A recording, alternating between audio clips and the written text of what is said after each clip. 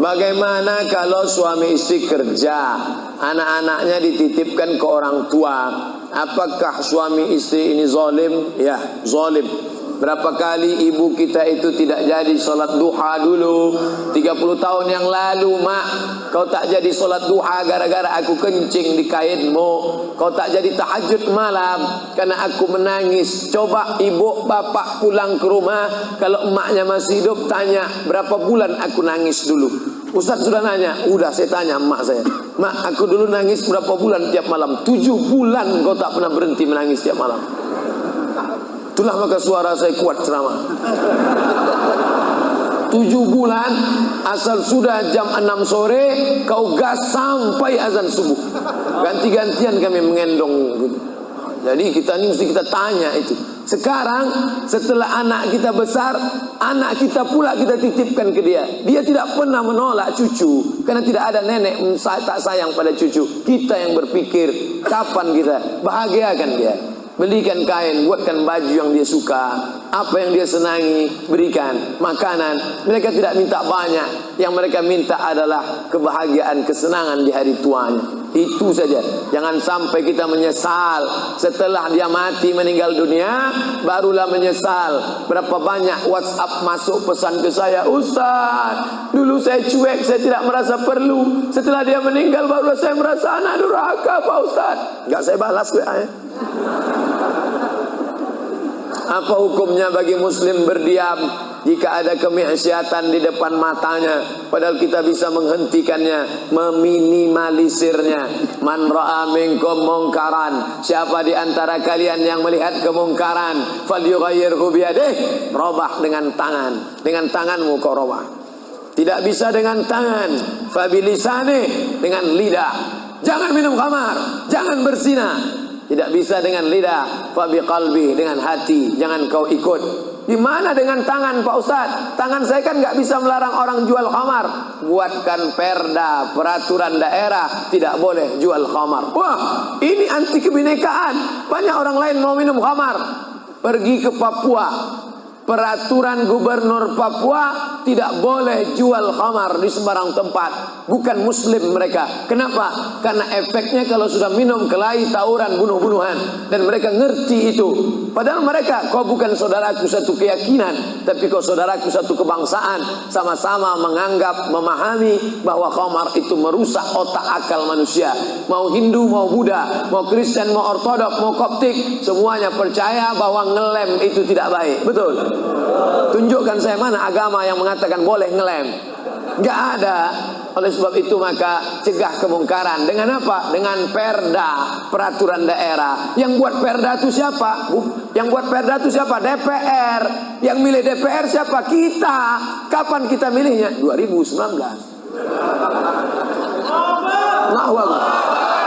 Kalau begini banyak suara, segini banyak. Wah, politikus kalau sudah melihat orang banyak begini, beda dengan pedagang. Kalau pedagang melihat banyak, dia pikir ini untungnya berapa nih. Tapi kalau politikus melihat banyak, wah ini 2 kursi nih. Oleh sebab itu ramaikan masjid, semangat sholat subuh berjamaah. Allahu Akbar. Ada hadis menyatakan sebaik-baik shop wanita di belakang. Tapi di sebagian masjid shop berjamaah wanita ada yang di sebelah dengan pria, dikasih pembatas. Mohon penjelasannya. Kenapa perempuan lebih baik di belakang? Karena tidak ada satir. Satir itu kain penutup hijab. Makanya perempuan lebih baik di belakang. Karena di antara perempuan dan laki-laki itu ada anak kecil dipasang sop di belakang. Maka perempuan yang di belakang itu paling baik karena dia tidak melihat laki-laki. Laki-laki paling baik di depan karena dia tidak melihat perempuan.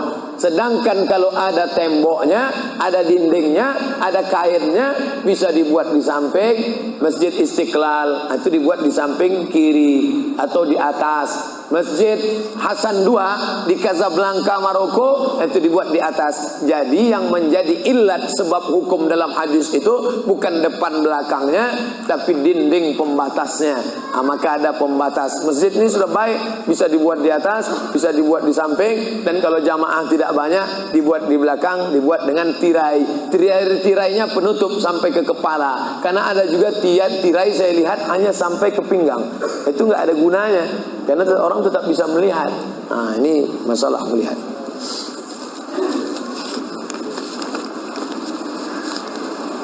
Kalau ada orang tua melarang menikah anak perempuannya, padahal sudah dikehendaki laki-laki yang soleh, bagaimana Pak Ustadz? Ini yang nulis pasti laki-laki soleh. Idza ja'akum man tardawna dinahu, kalau datang ke rumah kamu laki-laki, agamanya baik, akhlaknya baik, fazawwijuhu, nikahkan dia. Kalau tidak kamu nikahkan, takun fitnatun fil ardi, akan terjadi fitnah yang besar, wa fasadun arid, kerusakan yang sangat luas. Apa dia? Kalau nikah mahal, maka zina murah. Na'udzubillah. Datang anak soleh ke rumahmu, menikah, ingin nikahi anakmu, tapi hadis ini ditujukan kepada para wali. Wali itu 6: ayah, kakek, abang, adik, abang ayah, kakak ayah, adik ayah. Mereka lah yang berkuasa. Ini kenapa bisa perempuan? Perempuan tidak mengambil keputusan. Laki-laki meminta pendapat perempuan. Mama, gimana kalau anak kita ini dipinang si Anu, kita terima ya? Jangan. Aku tidak mau. Dia cuma pakai CB 100. Oleh sebab itu kau pandang dunia. Kalau kau pandang dunia, akhirat belum tentu dapat. Tapi kalau kau pandang akhirat, maka dunia akan bersimpuh di bawah tapak kakimu. Berapa banyak dulu laki-laki menikah susah. Ustadz Somad, kami dulu pertama menikah susah, makan sekali sehari, tempatnya pun tak ada. Ketika kami itu numpang, kalau kami bertamu ke rumah orang, orang tidak buka pintu karena dianggapnya kami akan minjam beras. Tapi hari ini luar biasa, punya hotel, perusahaan, karir, megah, mewah. Yang dulu sepele, jangan pernah menyepelekan orang, karena yang memberikan rezeki Allah. Innama amruhu idza arada syai'an ayaqula lahu kun. Ayah ibu saya sudah meninggal. Allahumma ighfir laha warhamha wa'afiha wa'fu anha. Amalan apa yang sebaiknya saya lakukan agar tetap berhati kepada ibu, berbakti pada ibu saya? Ibu saya semoga masuk surga. Amin. Yang pertama doa. Apa doanya? Rabbil firli wa liwalidayya warhamhuma kama rabbayani saghira. Allahumma ighfir laha warhamha wa'afiha wa'fu anha. Ya, enggak bisa bahasa Arab Pak Ustaz, bahasa Indonesia. Ya Allah, jauhkan emakku dari neraka jahanam, berikan dia kebaikan, jadikan kuburnya salah satu dari taman surgamu. Jangan jadikan kuburnya salah satu lubang nerakamu. Berikan dia ketenangan ya Allah, ampunkan segala silap salah dosanya ya Allah. Yang pertama. Yang kedua, baca Quran. Wa in khatimul Quran, yang paling afdal dibaca khatam Quran, satu khatam. Untuk almarhumah emakku, aku hadiahkan pahala bacaan Quran sekhatam. Kalau tidak bisa satu khatam, bacakan Yasin, hatinya Quran. Kalau tidak baca Yasin, jurus terakhir Ummul Quran Al-Fatihah. Al-Fatihah pun tak bisa, mati aja lah. Yang ketiga, sedekah. Saat sayang betul dengan emaknya, lalu emaknya meninggal dunia, dia datang melapor kepada Nabi, ya Rasulullah, ummi matat, emakku sudah meninggal dunia, apa atasaddaqu anha, kalau aku bersedekah, apakah sedekahnya sampai ke almarhumah emakku? Kata Nabi, tasaddaq, bersedekahlah. Ayyu sadaqatu afdal, apa sedekah yang paling afdal? Kata Nabi, saqiyul ma, memberi air minum. Yang paling afdal adalah memberi air minum, karena di jazirah Arab susah membuat sumur bor, sedekah air minum. Tapi di Bekasi jangan lagi sedekah air, karena masjid kita sudah diapit 2 danau. Sampai-sampai nama masjid ini pun Masjid Al-Danau, Al-Qalam. Diapit 2 kolam. Nah, oleh sebab itu jangan lagi sedekah air. Sedekah apa? Sedekah AC, sedekah kipas angin, sedekah mikrofon, sedekah kamera, sedekah CCTV. maka insya Allah mengalir pada almarhumah. Yang pertama doa, yang kedua baca Quran, yang ketiga sedekah, yang keempat kurban. Nanti mau hari raya kurban, ini satu kambing untuk almarhumah emakku. Yang kelima haji, kalau dia dulu belum haji, badal hajikan. Yang keenam puasa, mana tahu dulu ada puasanya tinggal, kita laksanakan puasa. Man mata, siapa yang mati, wa alaihi siyamun, punya utang puasa, shoma anhu waliyuhu, maka ahli warisnya melaksanakan puasa untuknya. Bolehkah di sujud akhir kita berdoa dengan doa yang ada dalam Quran? Aqrabu ma yakunul abdu min rabbih wa huwa sajid. Seorang hamba paling dekat dengan Allah bukan di Makkah. Saya merasa dekat betul dengan Allah ketika di Ka'bah, Pak Ustaz. Lalu bagaimana dengan orang miskin yang tak punya duit untuk ke Makkah? Maka orang paling dekat dengan Allah wa huwa sajid, waktu sujud terakhir. Fakthiru fihi doa, perbanyaklah doa di sujud terakhir, tapi jangan bahasa Indonesia. Karena kalau dia ucapkan ya Allah tolong aku, batal salatnya. Lagi bahasa Arab. Kalau nggak bisa bahasa Arab, dalam hati saja. Berapa lama sujud terakhir itu? Sampai Sayyidatuna Aisyah mencubit tangan Nabi dari balik kain. Selesai solat Nabi tanya, Aisyah, kenapa kau cubit tanganku tadi? Kata Aisyah, kusangka kau sudah sakratul maut ya Rasulullah. Saking panjangnya doa Nabi. Sementara kita yang belum ada apa-apanya, yang status belum jelas, tepat betul sujudnya, macam stempel kertas. Kenapa cepat betul sujud? Sujudlah lama. Bagus sujud lama, membantu turunnya darah menyembur dari jantung ke otak. Karena kalau oksigen kurang bisa kena stroke ringan. Sujud lama-lama, bernapas, jangan tahan napas, bernapas. Itu maka karpet jangan bau. Itu maka tak boleh tidur telungkup di masjid. Tidur telungkup ngences pas tempat orang sujud. Bangkit sujud pitam pingsan mak.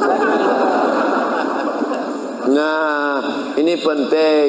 Lalu kemudian kalau dibaca dalam doa sujud itu ayat Quran boleh? Tak boleh. Karena Quran itu tinggi, sedangkan sujud itu rendah. Tak boleh yang tinggi diletakkan di rendah. Tapi kalau doa boleh. Begitu juga dengan perempuan halangan, tak boleh baca Quran. Tapi kalau ayat Quran itu doa boleh. Contoh, Subhanalladzi sakhkhara lana hadza wa ma kunna lahu muqrinin wa inna ila rabbina lamunqalibun. Itu kan ayat Quran, tapi ketika dibaca naik kendaraan boleh. Maka kalau ayat Quran bunyinya doa boleh. Mana? Rabbana atina fid dunya hasanah wa fil akhirati hasanah wa qina adzabannar. Itu doa, boleh dibaca. Saya seorang kepala rumah tangga, tinggal di rumah milik mertua. Sebagai kepala rumah tangga, apakah saya belum menunaikan kewajiban sebagai suami untuk membeli rumah tinggal buat keluarga? Ada ideal, ada darurat. Idealnya kau punya rumah, karena kewajibanmu hai kepala rumah tangga laki-laki ada 5. Kasih makan, kasih pakaian, kasih tempat tinggal, kasih pendidikan, kasih perhatian. Itulah kewajibanmu sebagai laki-laki. Beri makan, beri pakaian, beri tempat tinggal, beri pendidikan, beri perhatian anak dan istrimu. Tapi kalau kau tidak bisa, maka mertuamu baik, maka tinggallah di sana. Ya tidak apa-apa. Cuman kita tahu bagaimana bersikap sebagai seorang menantu, bagaimana dengan saudara-saudara ipar, bagaimana dengan mertua. Nah ini kebetulan mertuanya baik, alhamdulillah, bersyukurlah bapak-bapak yang dapat mertua baik. Persiapan apa yang diperlukan dalam memasuki umur 40 tahun? Enggak ada nunggu 40. Karena malaikat datang tak nunggu 40. Anak muda hafal 29 juz, tinggal 1 juz lagi, mandi di sungai terpeleset batu mati. Anak muda. Orang tua sudah 70 tahun diponis dokter mati. Saya sudah diponis dokter katanya 3 bulan Pak Ustaz. Sudah berapa bulan Pak? Udah tahun setengah, enggak mati-mati. Jangan terlalu yakin dan percaya kepada kata manusia. Tapi saya tetap berobat ke dokter, saya tetap berobat ke rumah sakit. Tapi masalah keimanan, maka itu yang di atas. Innama amruhu idza arada syai'an ayyakula lahu kun. Kalau sudah berumur 40, hati tak juga terbuka, tak juga tobat, tak juga insaf, na'udzubillah, dikhawatirkan tertutup pintu hati. Musibah bukan sakit, musibah bukan miskin, musibah tertutup pintu hati. Khatamallahu ala qulubihim wa ala sam'ihim wa ala absarihim. Makin tua makin menjadi-jadi, tak salat, tak puasa, tak berzakat, akhirnya mati dalam keadaan sakau, mati dalam keadaan dilokalisasi. Sudah jelas umur 70 tahun tetap juga mau berzina, nafsu ada, tenaga tak ada, dimakan Viagra 1 botol, sama macam cup 70 diisi minyak pesawat, meletup, bam, mati. Bagaimana hukumnya kalau sedang sa'i baca Mars, Banser, dan membacakan teks Pancasila yang videonya sekarang sedang viral? Ini memancing saya supaya orang bully saya aja. Saya dibully orang itu biasa, tak masalah. Sebenarnya saya kasihan jamaah. Tolonglah Ustaz, jangan kontroversial lagi, capek kami dibully ini.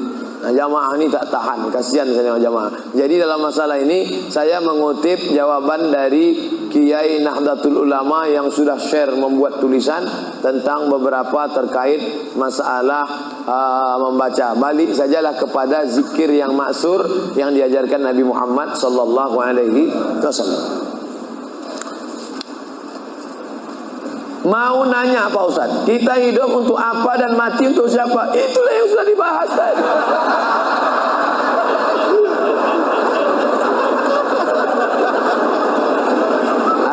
Artinya pertanyaan ini dibuat sebelum pengajian tadi. Kakak boleh suuzon. Kertas terakhir, ada lagi. Kertas, kenapa Allah membolehkan poligami? Kenapa hikmah? Fankihu ma taba lakum minan nisa. Nikahilah nisa. Itu syarat yang pertama. Yang dinikahi itu nisa. Makanya laki-laki menikahi perempuan. Karena Allah menciptakan Adam dan Hawa, bukan Adam dan Asep. Setelah kau pilih nisa, syaratnya bagaimana? Min thayyibat fankihu ma taba, yang baik. Kalau laki-laki thayyib. Thayyib itu artinya baik. Sekarang thayyib sudah berubah, enggak pulang-pulang. Fankihu ma taba, nikahilah perempuan yang baik, minan nisa, perempuan yang baik. Masna 2, wa sulasa 3, wa ruba' 4. Fa in khiftum alla ta'dilu, kalau kau khawatir tak sanggup adil, fawahidah, satu saja cukup. Ada seorang janda, dia punya anak, maka anak yatimnya ini perlu dijaga orang. Maka daripada dijaga orang lain, saya ajalah menjaganya. Nah, itu alasan pertama, karena untuk menjaga anak ya yatim. Itu alasan pertama. Alasan kedua, ada mungkin laki-laki yang dia 300 tenaga kuda. Tak bisa dia kalau tak poligami, tak cukup satu. Kalau sampai satu tuh mati bu tuh. Tuh. Jadi perempuan tidak boleh mengatakan lebih baik lakiku berzina. Oh enggak, maka dia harus berlapang dada menerima 300 tenaga kuda. Yang ketiga, untuk menghibur. Nabi Muhammad itu 25 tahun monogami, istrinya cuma satu, Khadijah saja. Jadi jangan katakan dia penyakit seksual, dituduhkan orang sekuler, liberal, kafir, munafik. Nabi Muhammad itu 25 tahun dalam keadaan lajang, tidak pernah berzina. Mereka menggelar dia Al-Amin. 25 tahun dalam keadaan istri satu, Khadijah. Setelah 50 tahun barulah dia menikahi beberapa perempuan dengan alasan karena suaminya mati perang, kalau dia dalam keadaan terluka, dengan alasan karena untuk mendekatkan hubungan dakwah kesukuan. Kalau dinikahi anaknya, maka suku itu akan menjadi tunduk, dengan alasan banyak. Nah, itu jadi bukan hawa nafsu, karena 50 tahun dia mampu mengontrol hawa nafsunya. Di akhir hayatnya ini adalah ujian bagi umat Nabi Muhammad sallallahu alaihi wasallam. Jadi simpelnya, kalau kita naik pesawat, kata pramugari, ada pintu normal sebelah kanan. Ladies and gentlemen, all of our passenger, seluruh penumpang, sebelah kanan pintu naik dan turun. Tapi bila terjadi pesawat meledak atau masuk jurang atau meletup, ini emergency door, ini boleh dibuka. Nah, jadi kalau mau buka itu bukalah. Ustaz, kita merindukan situasi seperti sekarang. Jamaah membludak sampai ke jalan, semua khusyuk menyimak. Bagaimana supaya situasi seperti ini bisa terus terpelihara di hati umat? Sering-sering buat pengajian. Yang datang kemari ini bukan adik kelas saya, kakak-kakak kelas senior-senior saya. Dr. Yusuf Siddiq. Saya sampai ke Mesir, Dr. Yusuf Siddiq S3 di Universitas Muhammad V Rabat. Saya S2, beliau sudah hampir doktor. Senior saya, dosen di Libya, universitas punya Saudi Arabia, cabangnya di Jakarta. Cabang Imam Muhammad bin Saud mengajar di sini. Senior saya Ustadz Ali Junifar. Ali Junifar itu senior saya. Saya sampai ke Mesir, Maroko S2, beliau S3 tafsir, dosen. Itu mengajar di sini. Hadir siapapun ustadznya, datang, duduk, diam, dengar.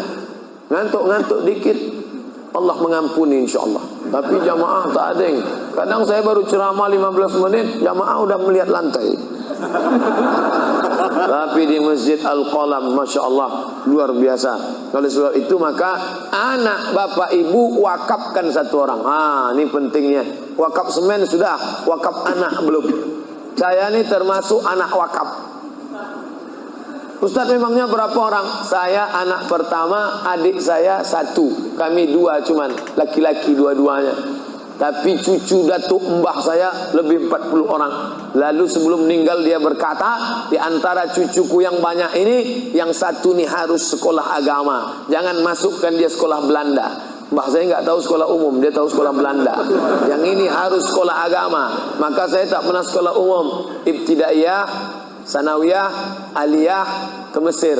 Yang ini jangan sekolah umum. Kalau umurku panjang, aku yang akan membiayai dia kemanapun sekolah. Tapi kalau aku mati, ini aku tinggalkan kebun kelapa 2 hektar untuk biaya sekolah dia.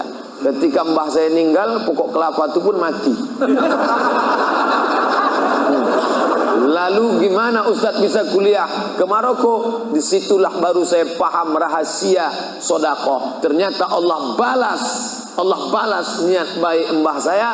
Dapat saya beasiswa Al-Azhar 4 tahun gratis. Dapat saya beasiswa Maroko 2 tahun sampai pulang. Jadi kita wakafkan tanah kita, ruko kita, untuk pendidikan anak-anak cucu kita ke depan. Ini namanya wakaf keluarga. Dan kita wakafkan salah satu dari anak cucu kita, yang ini harus sekolah agama. Itu kalau tidak, semua akan hilang sia-sia. Allahu Akbar. Terima kasih segala perhatian. Mohon maaf segala kekhilafan. Minta ampun kepada Allah, beristighfar, membaca Al-Fatihah, lalu kita berdoa. Astaghfirullah.